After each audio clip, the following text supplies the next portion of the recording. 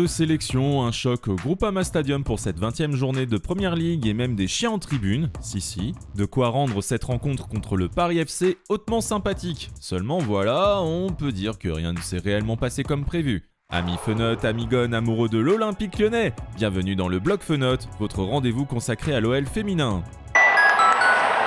Ce samedi, les Lyonnaises retrouvaient la Première Ligue après une trêve internationale marquée par la qualification des Bleus en demi-finale de la Ligue des Nations et un but splendide signé Selma Bacha sur coup franc face à la Suisse. Un décor idéal pour une fête, le Groupama Stadium avec 5000 spectateurs au rendez-vous, dont certains étaient venus avec leurs animaux de compagnie.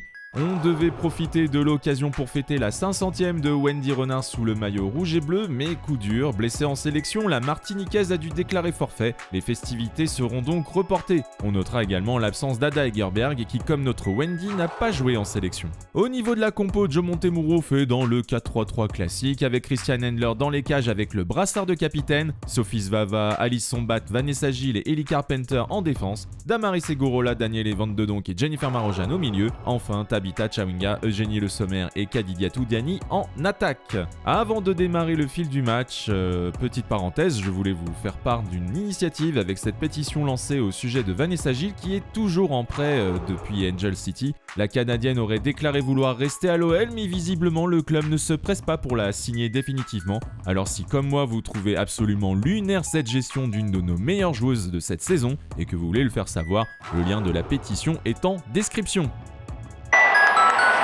Le début est plutôt maîtrisé. À la 15e minute, sur un coup franc de Jennifer Marojane, Damaris surgit de la tête, poteau rentrant, 1-0, premier but de la saison pour la néerlandaise. Mais les Parisiennes bien organisées répondent par Clara Matteo, assez remuante sur son aile, et Gaëtane Tinet toujours aussi précieuse dans l'entrejeu. Malgré une belle sortie d'Endler à la 20e et quelques situations bien contenues par Alice Sombat, on sent que le PFC n'a pas dit son dernier mot. Lyon a eu du mal à sortir des vestiaires puisque dès la 46e, Kaya Koroschetz intercepte une mauvaise relance de Vanessa Gilles et sert Clara Matteo qui égalise un partout. Les Parisiennes relancent tout. Les occasions lyonnaises se font rares et le match devient tendu. On note d'ailleurs un choc genou contre genou entre Damaris et Tinet, ou encore ce découpage de Lou Bogart sur Kadidia Toudiani. C'est sur cette faute qu'à la 75e minute, Amel Majri, rentrée un peu plus tôt pour sa 200e sous nos couleurs en championnat, trouve la lucarne sur un coup franc magistral, un bijou. 2-1, Lyon reprend les devants, mais dans le temps additionnel, une vilaine faute de Sarah Debritz remplaçant Diani provoque un coup franc joué par Kenza Roche-Dufour. Le ballon atterrit dans le dos de Marojane, Mathilde Bourdieu-Rode est punie 2-2. Deuxième match nul face au Paris FC cette saison. Les Fenotes laissent échapper la victoire dans les derniers instants. Terriblement dommage tant Lyon était capable de faire mieux. Au niveau des stats, c'est 60% de possession pour l'OL, mais 14 tirs à 9 pour les Parisiennes. Un match qui devra servir de leçon pour les prochaines échéances.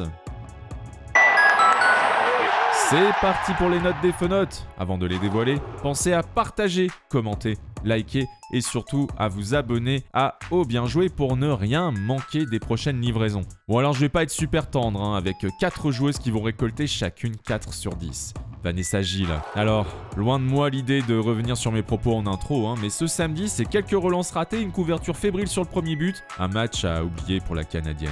Daniele Van de Donk, je l'ai trouvé assez en difficulté, un peu de lion au milieu. Je voulais aussi mettre 4 au trio d'attaque, à commencer par Tabitha Chawinga qui n'a pas réussi à se défaire de Melwin Dongala, Eugénie Le Sommer, que j'ai remarqué pour sa relative absence. Mais je rajouterai un demi-point pour Kadidia Toudiani puisqu'elle est à l'origine du coup franc menant au deuxième but lyonnais. 4,5 également pour Ellie Carpenter, peu d'apport offensif contenu dans le bloc parisien. Je vais mettre 5,5 à son homologue sur la gauche, un peu contenu elle aussi, mais plus d'allant quand même sur son côté. 5,5 également pour Christian Endler, alors il y a quelques sauvetages mais difficile de mettre une meilleure note quand tu encaisses 2 buts. 6 pour Jennifer Marojane, précieuse sur coup de pied arrêté, une passe décisive mais un petit manque de justesse sur la fin de match. Damaris récolte la note de 7, premier but de la saison, très solide défensivement, une belle prestation avant sa sortie sur blessure, alors on espère que ça sera pas trop grave. Et la meilleure note est attribuée à Alice Sombat, 7,5, match très solide, un beau renfort en remplacement de Wendy Renard, et notamment face à Clara Matteo. Alors je ne note pas les remplaçantes qui n'ont pas joué 45 minutes, mais mention spéciale à la 200e d'Amel Majri en championnat. L'entrée a vraiment eu un impact dans le jeu, comme à chaque fois quasiment. Alors que pensez-vous de cette notation ? N'hésitez surtout pas à faire part de votre point de vue en commentaire. Bon bah pas d'affolement, hein, la première place était déjà assurée, mais ce nul fait quand même un petit peu tâche, il faudra afficher un tout autre visage samedi prochain à l'Emirates pour le choc face à Arsenal lors de la demi-finale aller en Ligue des Championnes. Et entre la double confrontation, il y aura un match de Première Ligue en semaine face à Nantes, mercredi 23 avril dans le cadre du premier multiplex de fin de saison. Voilà, c'est la fin de ce débrief, merci de l'avoir suivi. Amis Fenotes, amis Gones, on n'oublie pas les likes et les abonnements pour donner de la force à ce contenu. Et surtout, on se retrouve très vite, car au féminin comme au masculin, l'Olympique lyonnais est une formidable raison d'être nerveux. Bisous!